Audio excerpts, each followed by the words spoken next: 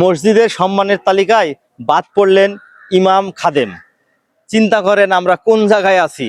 সারা বছর ইমাম খাদেমকে দিয়ে আপনি মসজিদে আজান দেওয়া নেবেন, নামাজ পড়াই নেবেন, ঝাড়ু দেওয়া নেবেন, আর যখনই রাষ্ট্রীয়ভাবে তাদের জন্য কিছু করতে যাবে তখনই তাদের নাম বাদ দিয়ে আপনার ক্ষমতা আছে তাই আপনার নাম দিয়ে দিবেন।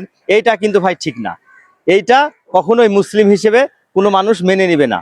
কারণ সারা বছর সারা জীবন ইমাম আজান দিবে, ইমাম নামাজ পড়াবে, ইমামতি করাবে, দিন রাত সব সময়, শীতের মধ্যে ভোরে উঠে কষ্ট করে এসে আজান দিয়ে নামাজ পড়াবে 5 ওয়াক্ত।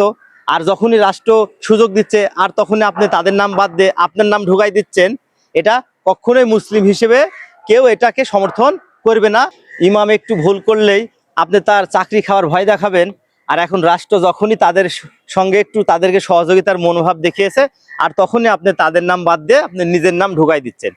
এত খারাপ মানসিকতা কেন আপনাদের এত খারাপ মানসিকতা কেন যে ইমামদের টাকা মেরে খেতে হবে? মসজিদের খাদেমের এই সামান্য কিছু অর্থের লোভ আপনারা সামলাতে পারেন না।